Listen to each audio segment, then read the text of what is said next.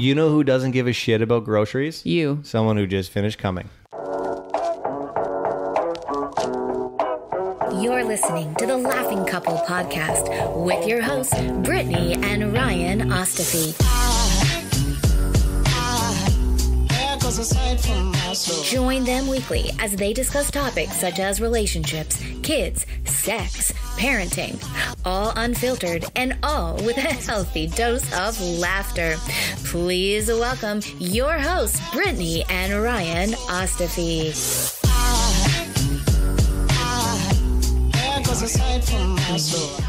Clean it up, Chris. bitch. I'm about to clean it up, bitch. That's what I was born to do. Do they say Chris? It's Chris, yeah. Is it? Okay. Yeah. Yeah. Okay. Yeah, okay. So we're on mute on here. That's okay, right? Uncut Jams. Yeah, that's fine. Uncut Okay. Jams. So this podcast Is brought to you by The Laughing I Couple. knew you were going to say that. We have a little bit of like a chill episode. We usually have like a bunch of shit like planned out, and we're just going to roll with it. We're going to discover what there is to discover. Watch the podcast and be like 7 minutes. Yeah, people are like, okay. Well, TLC Laughing Minis.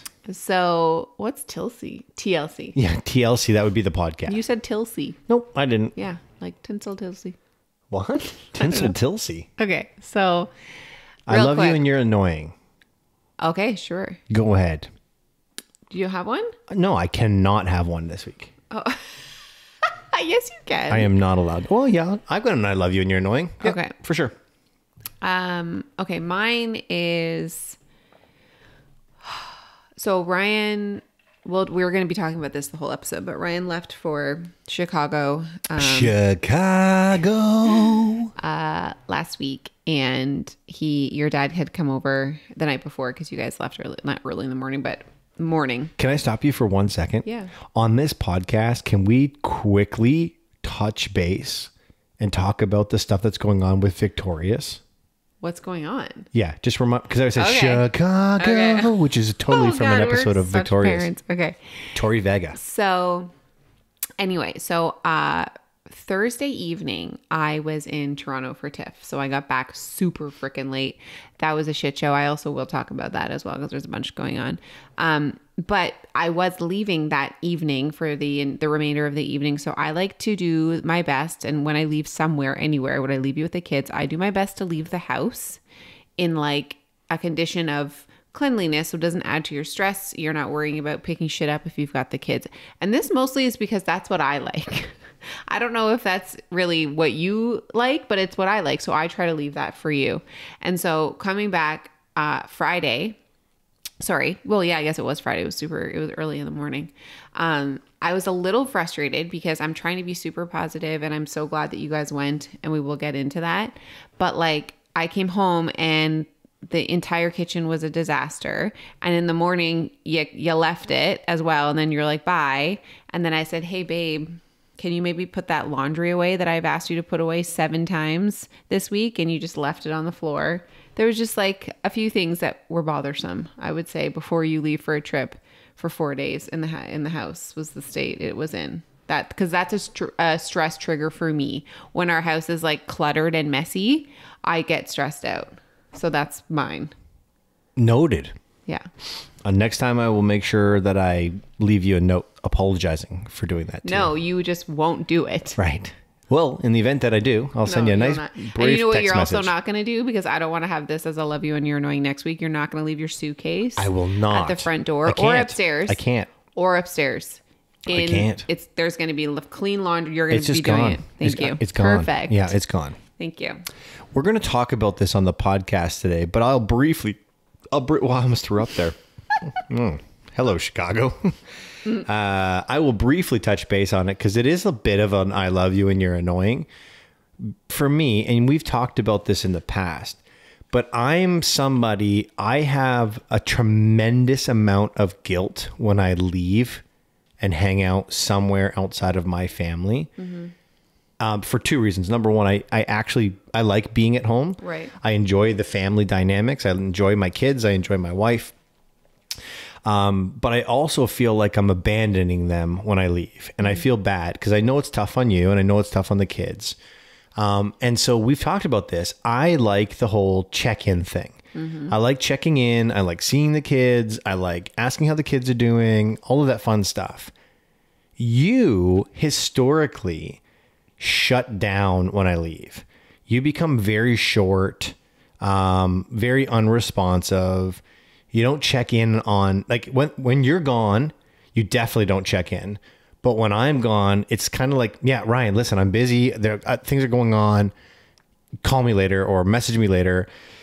And it's just a little frustrating because I want you to know that while I'm gone having fun, I'm thinking about you and I'm thinking about the kids. And it's like, I get it. Cool. Bye. And that's like, well, no, not really. I want to see you. I want to see the kids and I want to make sure that everyone's good. But I feel like when I do that, you're like, oh man, you're making a bigger issue for me because the kids are going to see you. Then they're going to get sad. Then they're going to realize that they're gone.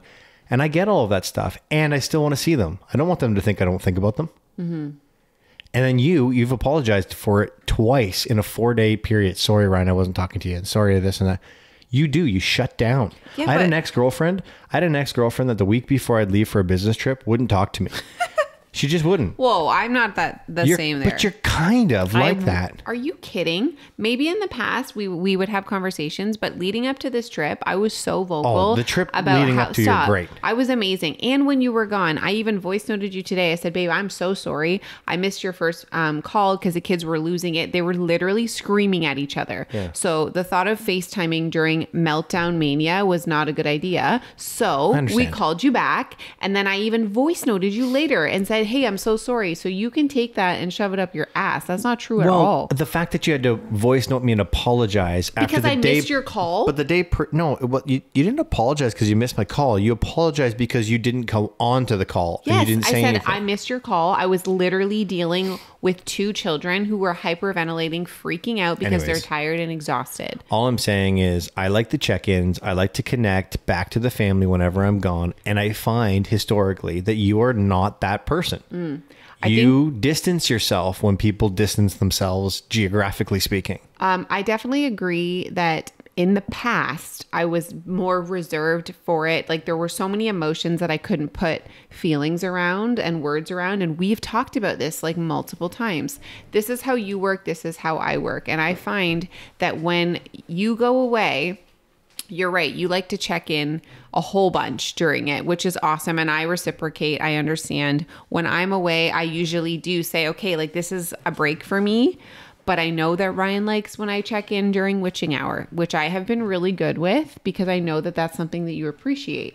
But you can't like get upset with me when I'm like in the thick of it. I'm not upset with you. I said this is annoying. It's annoying. I'm not mad at you. I'm not upset at you. Good. I understand your situation and why you do the things you do. It's still annoying to me. We still talked too. Like we texted at night and like, right. When I'm thinking about this, I'm like, you're on a trip with your dad. I don't want to be like messaging you the whole time. You're on a trip with your dad. No, I appreciate get you that. every single day. I love you. We spend so much time together. This is for you and your dad. Unless there's something like crazy or you want to check in, which we did, I'm good to just let you be there with your dad. Like That's I didn't nice. need that. I'm so nice. And you're like, that's annoying. Well, it's nice of you. The gesture's very nice. And if I'm checking in with you, then I'm bypassing that thought process. And I responded. Yeah. We did multiple texts back and Bye, forth. Felicia. You have to. Anyways, I'm just saying it's annoying. Okay. I'm not mad about it. Okay. Well, there's not nothing upset really to about be it. mad about because I was really great this weekend. Right on. And I'm tired. So we'll talk about the Victoria Justice thing in a second. Okay. Do you want to do that right away? No, not really. Okay. Why? Unless you.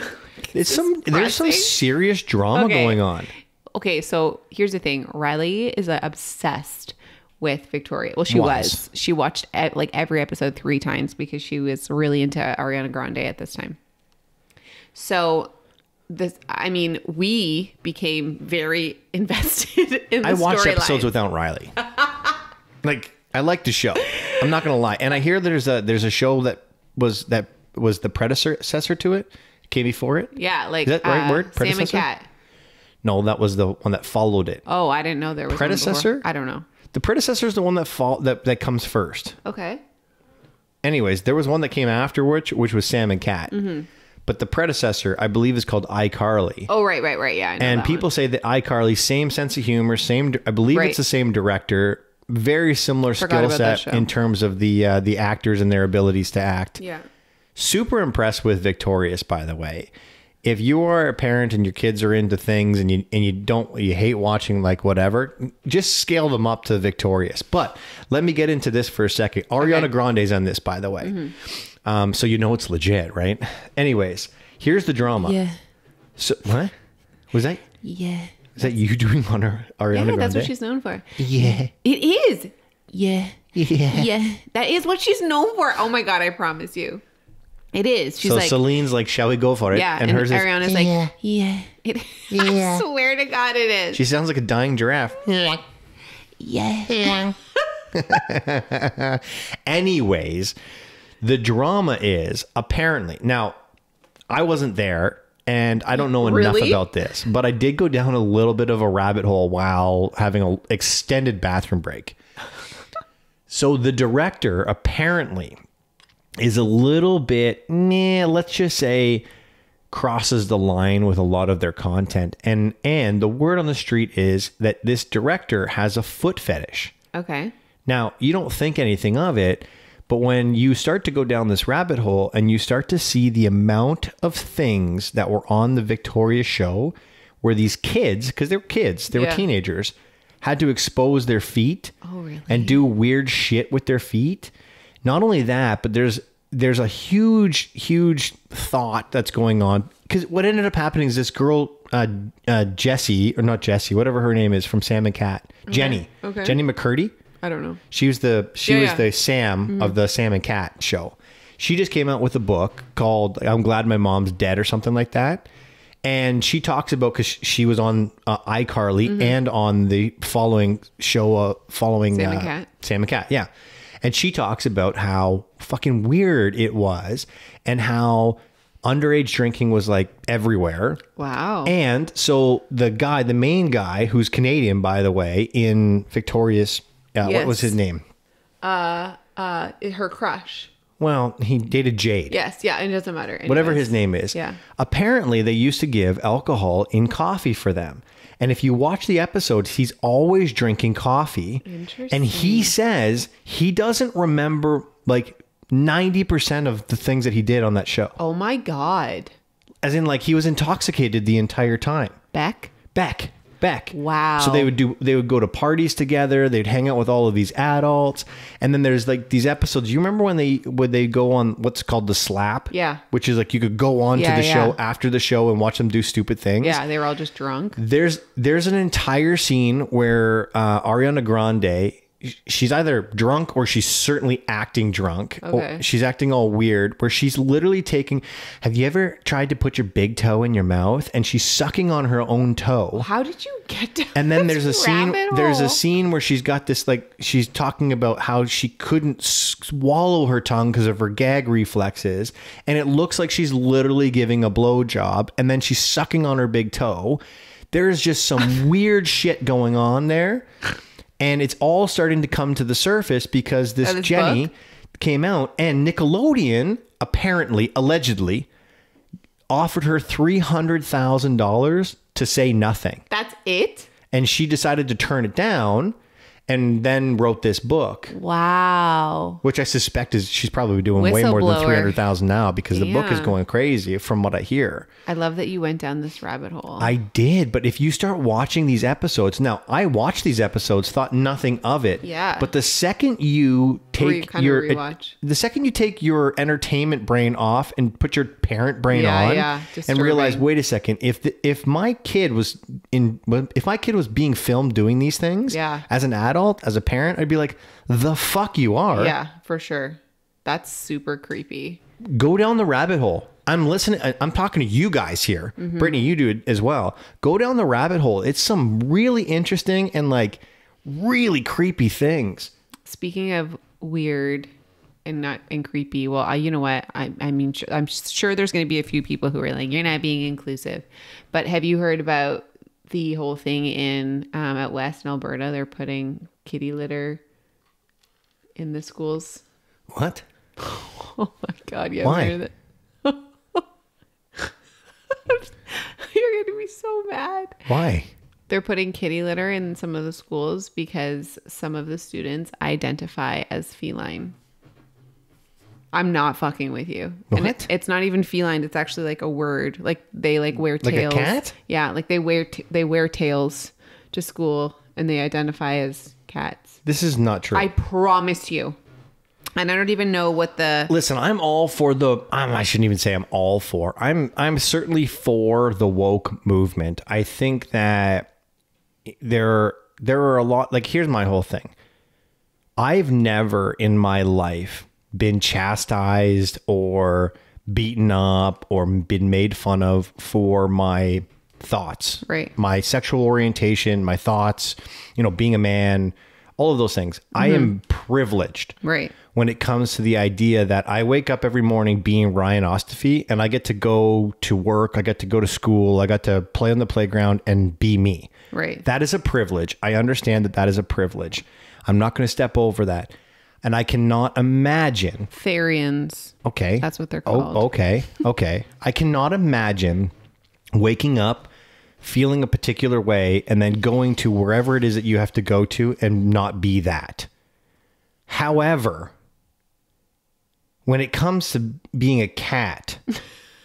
Like, does that mean the teachers get to like pick them up by the back of their neck? Because that's how cats are being picked up. I don't even know what to say. We talked about this the other day, fetishes and stuff like that. So strange. Like that stuff is, it is what it is.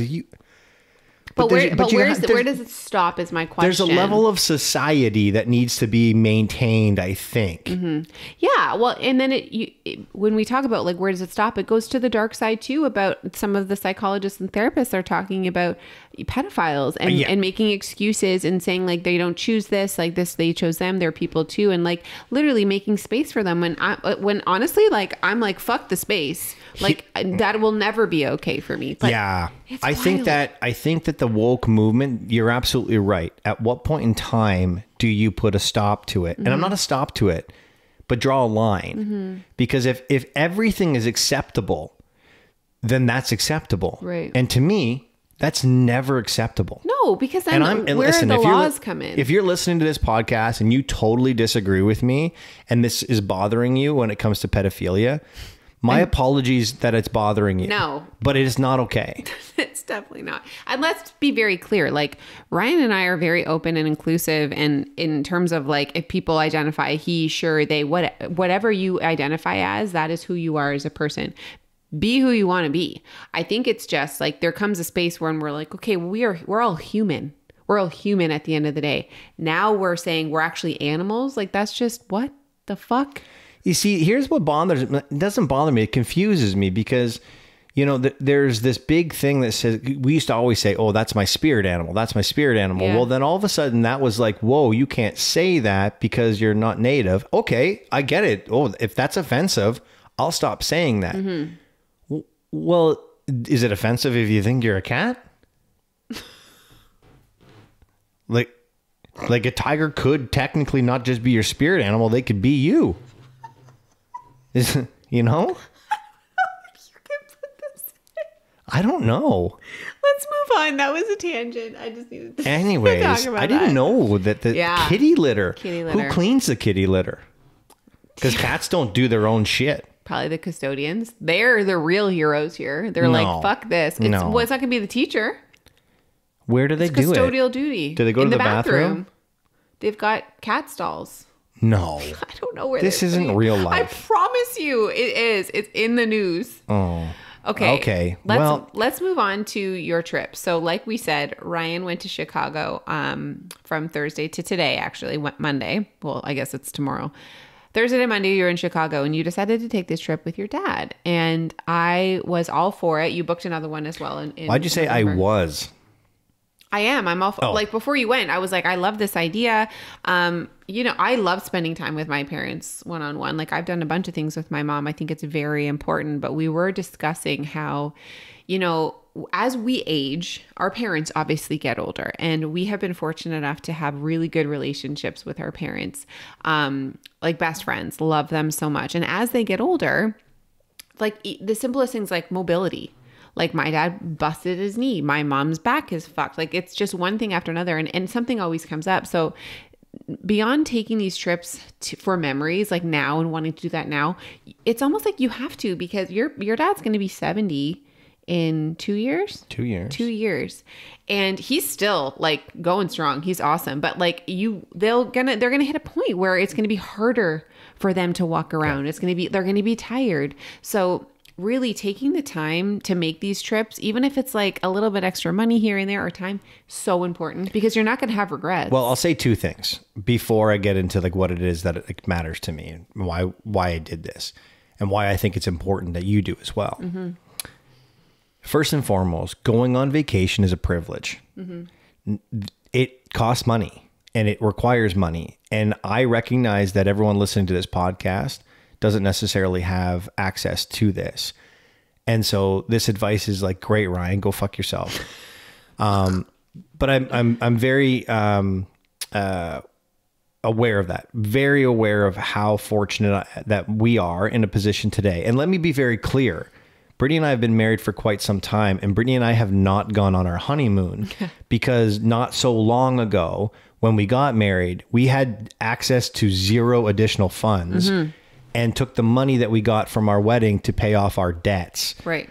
It was a decision that we made to make life easier for us in the long run. But we, to this day, have not gone on our honeymoon. So I realize how lucky and privileged people are to be able to go on vacation. I want to be very clear when I say that. The other thing is, I'm also very fortunate and very aware of the fact that anyone listening to this podcast, not everyone listening to this podcast has an unbelievable relationship with their parents. Right. We are extremely fortunate, as you already alluded to, Britt, that not only do I get along with my parents, I also get along with your parents and vice versa. Right. So I recognize that those two things are a pretty important part of what I'm about to say next. And it's not accessible to everybody. Mm-hmm. That said, if you have the opportunity to go on vacation with your parents, and I don't mean with your parents and your kids, and I don't even mean necessarily with your parents and your spouse. If you get the opportunity to go one-on-one with a parent, take it every single time.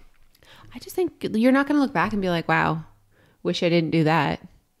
Right? Like you're going to be like, okay, yeah, we spent extra money here. Okay. Yeah, we did that extra event or that really nice dinner.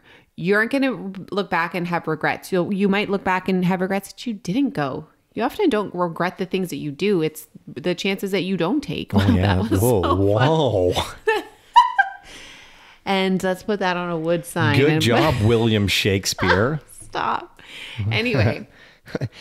Here's the thing for me, and this is what like the trip for me with my dad or with your parents at all. When you get your parents out of their normal interactions with yourself, whether that be dinner time or family time, you know, holidays, festivities, all of that. Grandparent time. All of that stuff comes with a degree of stress and it comes with a degree of resistance because there's only so many conversations that you can have with someone when everyone else is in the room. Right. Spending 4 days with my dad, and especially now that I am a dad, you know, I'm 38 years of age. We were doing the math. My dad took me to Chicago on my 10th birthday. He was 39. Wow, that's cool. So we're sitting on the blue train from O'Hara into downtown Chicago, and I thought the first time we ever did this was almost 30 years ago. Do you remember it? Like I do. Pieces? Yeah. I honestly remember. Memory, I do have a stupid memory. But that trip meant everything to me. Yeah. And so to be able to take my dad on that same trip almost 30 years later and recognize, holy shit, Dad, like my life is a mirror reflection of your life. Mm-hmm. The first time we did this together, we shared conversations about being men. Mm-hmm. We shared conversations about being husbands. We shared conversations about being, just a financial support in the family. And my dad shared things with me that I never heard before and perspectives that I never heard before. And the perspectives that he was talking about, I'm living. Yeah.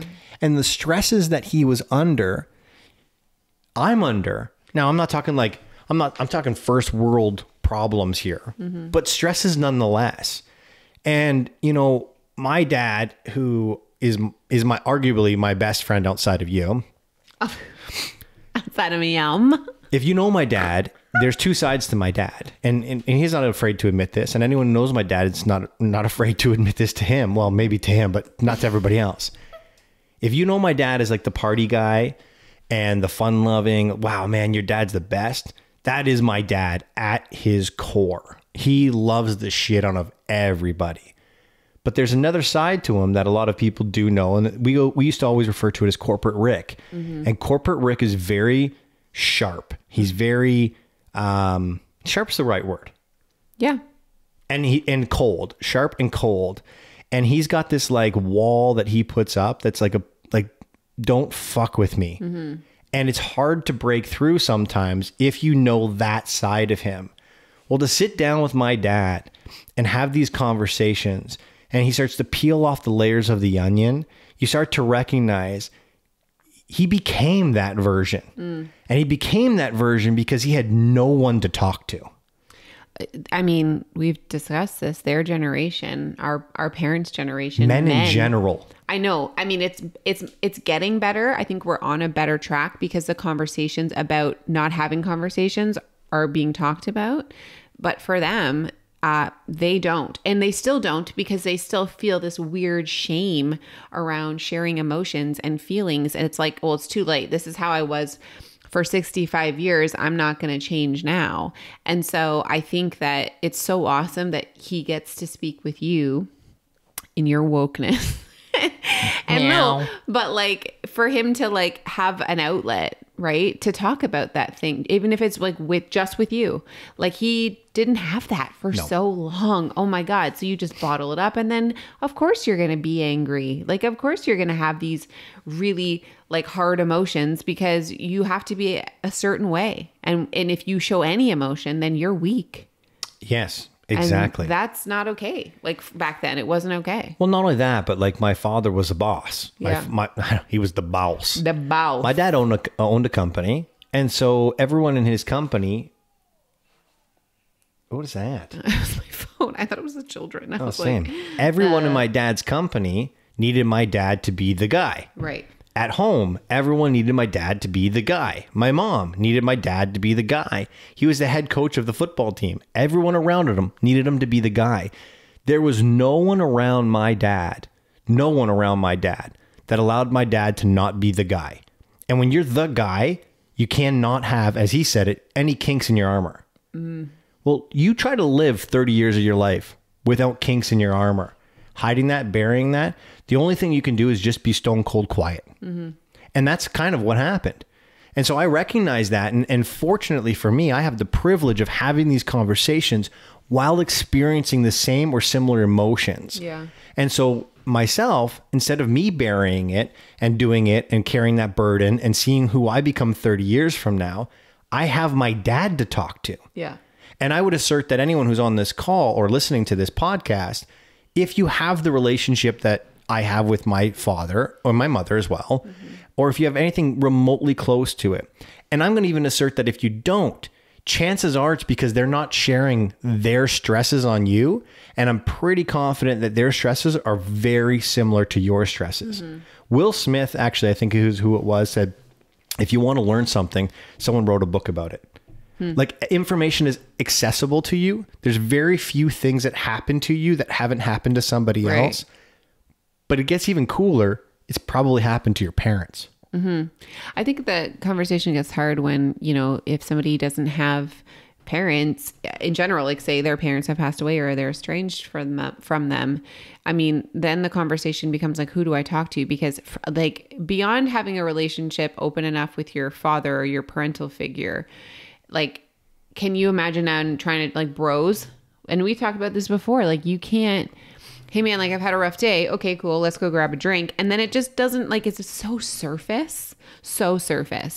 And it's kind of like until you can get past that surfaceness and like both and have a friend that you feel safe around, and like that might sound lame or whatever, but safe enough to like bear your emotions, then like what do you do? And how do you make these friends as an adult without coming across as like weird? You know what I mean? Like, well, the truth is it requires one person to be willing to open up. Yeah. Because I'll tell you right now, I've got a bunch of friends, really close friends, and we don't talk about the bad stuff. We really don't.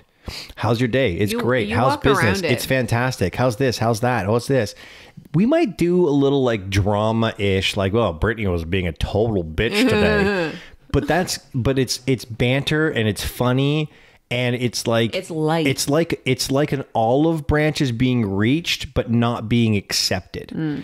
And you know, for me, I'll tell you right now, full circle, in your circle, it's a very difficult thing to do because masculinity is at this, like, it's being attacked right now like crazy. Well, toxic masculinity. And that's what they keep calling it. Toxic masculinity, Okay, I get it. I totally understand it. But at the core of it all, if you don't have a group of people that you can have conversations with, who do you talk to? And I don't think there's a safer place than to talk to your parent. Yeah, if you are lucky enough to have that. Obviously, that's why I started it that way. Now, when it comes to the actual trip, here's what I am saying. Because when you do travel with your parents and you're listening to this podcast, chances are your parents are probably a little bit older. Here's what I've come to... Well, obviously older than you. But here's what I discovered on this trip. I could not believe how much of our trip required I just go in slow motion. Required technology. Okay. And I thought for a moment, and my dad and I had a conversation on the way home on the plane. I said, how much of this trip required my cell phone? And if I wasn't here, you would have been fucked. Booking the Uber, booking the tickets, booking dinner. We went to a Chicago Cubs game. The game, you couldn't print your ticket. You had to have the app. Wow. The Chicago Bears game, you couldn't print your ticket. Bears. Bears. And not only that, but you buy the ticket on one platform, then you have to send it to another platform to be able to receive it. We went to a Chicago Blackhawks bar in the airport at O'Hara. It's a Blackhawks. We're Blackhawk fans, so why wouldn't we go there? You have to scan the menu. Mm-hmm. Oh, yeah. Listen, you have to scan the menu, then you have to order from the menu. Then you have to pay from your phone. Wow. Even I was confused about it. Like, well, it's the same as Vegas. There's no server. Yeah. The server just comes at the airport. The server just comes and brings you your food. Right. Yeah, you're right. And especially with like our parents' generation, technology, and I think that's every generation, unless you're like immersed in it and you're really keeping up, it becomes like, I'm done with this. Like right when I think I got it, they're all just like, now they know how to work Facebook, and they're like, the world's like, people aren't on Facebook anymore. Yeah, but I'm not like, I'm sure my dad could have figured it out. But I think like, even before we left, the flights, the plane tickets, the arrive can, all of that stuff that needed to be done, his COVID passports, all of that stuff, all on my phone. I'm sitting here booking this, booking that, booking this, only because of convenience. I know this, and I could figure this out. But we sat beside at that same restaurant when we were trying to figure out the menu and how it all worked. There was a gentleman probably in his mid 70s sitting beside us with his wife.